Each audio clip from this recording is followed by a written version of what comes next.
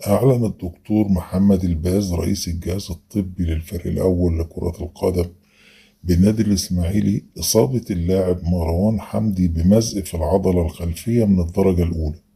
خلال التدريبات الجماعية للفريق الذي يستعد لمواجهة نظيره فريق كهربة الإسماعيلية.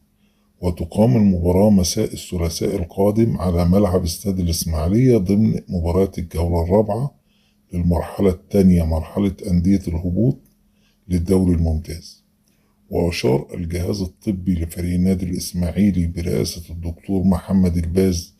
إن اللاعب مروان حمدي اشتكى خلال التدريبات من آلام شديدة في العضلة الخلفية،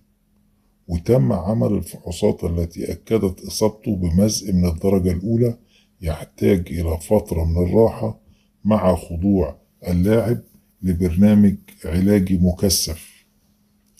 حتى يتمكن من العودة للمشاركة في التدريبات الجماعية لفريق الإسماعيلي، وذلك قبل الدفع به في المباريات القادمة في مسابقة الدوري الممتاز، وخصوصا مباراة كهربة الإسماعيلية يوم الثلاثاء القادم. وأكد الدكتور محمد الباز رئيس الجهاز الطبي لفريق النادي الإسماعيلي أنه أخبر الجهاز الفني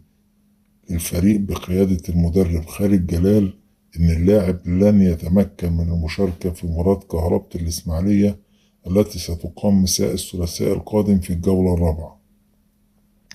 وضرورة حصول اللاعب على الراحة التامة حتى يتمكن من العودة للمشاركة مع الفريق في المباريات القادمة. وعلى صعيد آخر، يواصل فريق النادي الإسماعيلي تدريباته التحضيرية المكثفة لمواجهة نظيره فريق كهربة الإسماعيلية يوم الثلاث على ملعب استاد الإسماعيلية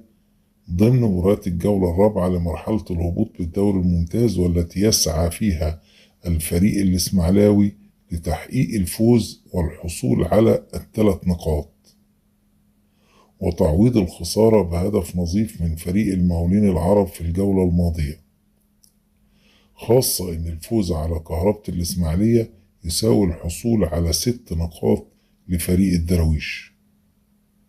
ويخوض فريق النادي الإسماعيلي مباراة نظيره فريق كهربة الإسماعيلية بحثا عن معجزة من أجل البقاء في مسابقة الدوري الممتاز بعد سلسلة النتائج السلبية التي تعرض لها الفريق في الفترة الماضية، والتي وضعته أمام تحدي كبير بضرورة الفوز في جميع المباريات القادمة مع تعثر الفرق المنافسة له في البقاء، حيث من المقرر أن يهبط 4 فرق إلى مسابقة الدوري المحترفين في الموسم القادم لا نقاش.